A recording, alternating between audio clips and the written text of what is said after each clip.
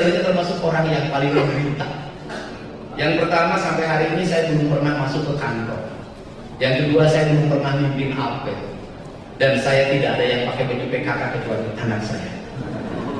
Saya fokus semenjak dilantik itu terus turun dari tempat ke tempat menyelesaikan problem yang menurut saya sederhana-sederhana, tetapi karena memandangnya kita dari sisi birokrasi akhirnya menjadi lama. Saya merubah pola rapat hanya menjadi ngobrol saja. Kemudian dari ngobrol itu lahir solusi-solusi. Hari ini kita sudah banyak menyelesaikan solusi.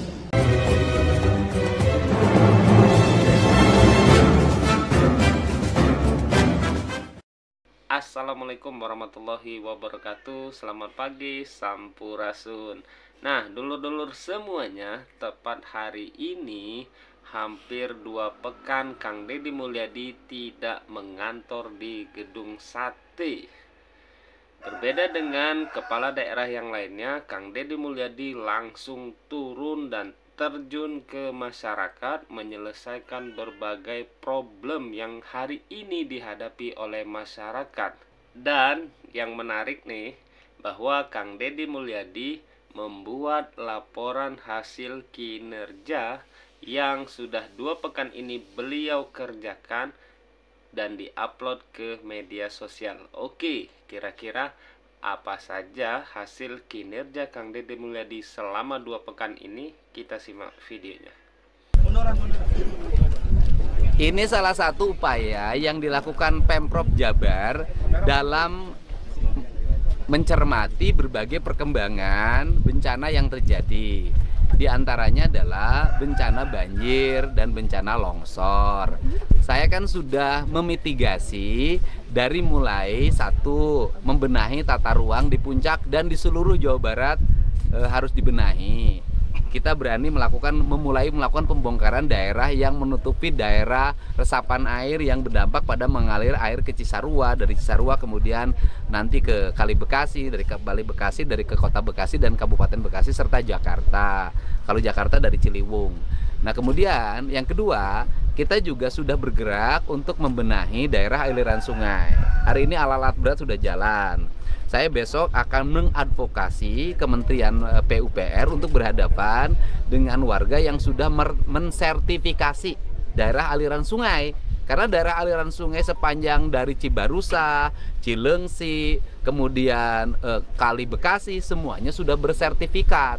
Saya udah ngomong dari dulu ketika isu pagar laut, saya bilang bukan hanya laut yang disertifikat, daerah aliran sungai itu sudah bersertifikat, gunung-gunung sudah banyak yang bersertifikat. Ini harus segera dibenahi. Nah, kemudian yang berikutnya adalah kita hari ini memodifikasi cuaca dengan cara menggeser hujan di laut dan di Danau Jatiluhur, ya kan? Nah, rangkaian ini kan bagian ikhtiar yang dilakukan oleh pemerintah provinsi untuk agar bencana ini tidak berkelanjutan. Selanjutnya pada waktu puasa ini kita harus melakukan taubat ekologi dalam bahasa saya. Taubat ekologi itu apa sih? Taubat pemerintah segera memperbaiki diri, memperbaiki tata ruang, memperbaiki pola hidup masyarakatnya untuk tidak lagi merusak sungai dan menyudutkan sungai menjadi pembuangan rasa kebencian, padahal itu dibutuhkan. Padahal dari filosofi masyarakat Jawa Barat tuh karakteristiknya air, maka nama kampungnya itu ada 2. Ada nama kampung yang susah namanya Cisaat. Nama kampung yang subur namanya Cimahi. Kan saat terus. Tapi bukan berarti orang Cisaat itu susah, tidak. Kan gitu. Ini. Nah, kemudian yang berikutnya saya akan ada tahapan yang dilakukan. Hari Jumat saya akan bikin MOU dengan Mabes Angkatan Darat. Mungkin setelah berikutnya saya mau menghubungi Mabes Angkatan Udara, Mabes Angkatan Laut. Nah, seluruh ini akan dirangkaikan menjadi kegiatan pemerintah. Kegiatan pemerintahnya apa? Satu ya, seluruh angkatan ini itu nanti akan bekerja sama dalam menjaga hulu sungai, daerah aliran sungai, muara sungai sampai laut. Udara itu melakukan pantauan. Nah, kemarin kita sudah nih, tahun ini kita anggarkan, Jawa Barat jangan dianggap provinsi hebat, tidak, radar aja nggak punya. Gitu kan? Makanya sekarang melalui BMKG kita akan punya 2 radar. Satu di selatan, yang satu di cekungan Bandung. Setelah itu juga kita akan punya alat untuk mendeteksi kualitas udara di Jawa Barat.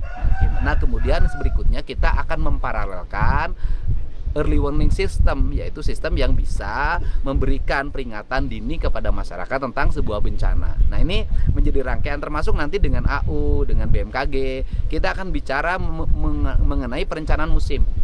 Nanti musim tanam, tanamnya tanggal berapa, hari apa, kemudian di sini ditanamin ini, di sini ditanamin ini, di sini tanamin ini. Jadi pemerintah itu sebenarnya itu sudah punya lembaga yang mempasok pengetahuan. Tetapi antara pengetahuan dengan perencanaan anggaran ternyambung. Ini yang terjadi. Nah, ini yang akan segera dirubah dalam metodologi pendekatan operasional pembangunan di Jawa Barat. Pak, untuk penanganan warga yang terdampak bencana sendiri itu seperti apa, Pak? Ya sudah lah, kalau jangka pendek makanannya penuh, udah selesai. Sekarang kondisi makanannya penuh hari ini. Ya jangka panjang, ada rumahnya yang dibangunkan kembali dengan desain rumah panggung. Ada yang harus direlokasi kalau memang itu sangat di bibir sungai. Termasuk barangkali nanti Kementerian PUPR, Kementerian Perumahan.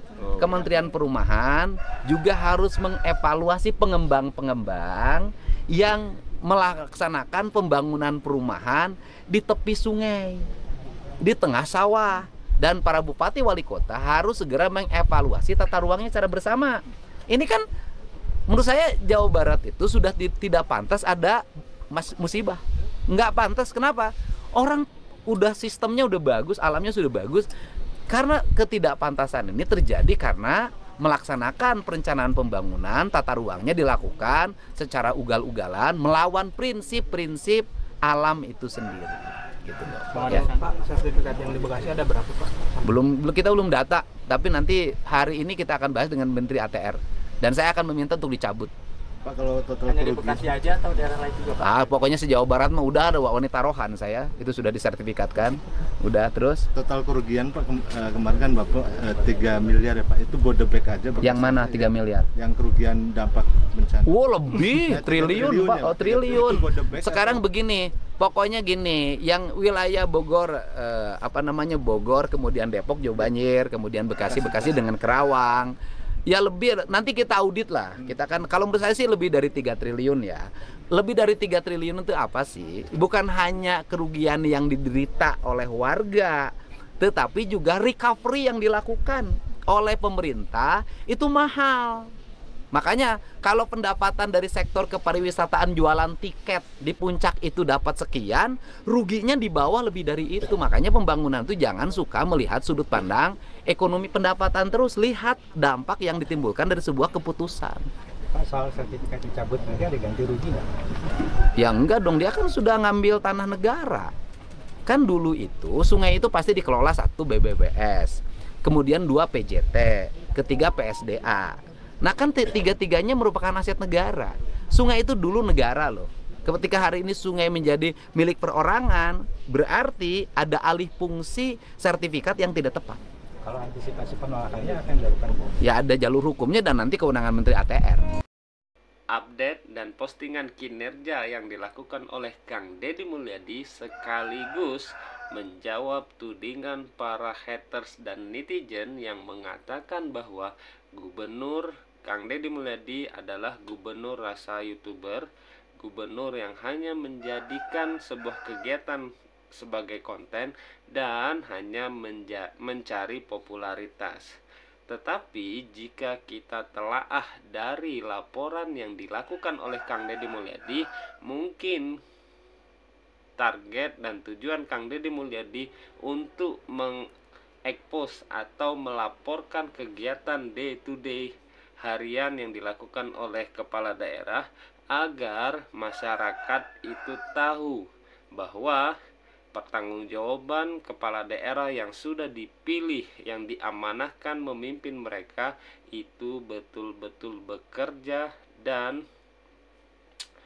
sepenuhnya untuk kepentingan masyarakat. Oke, terima kasih sudah menyaksikan. Kita kawal terus kebijakan Gubernur Aing, hatur nuhun, tara rengkiu. Jawa Barat tetap istimewa. Sampurasun. Bye bye.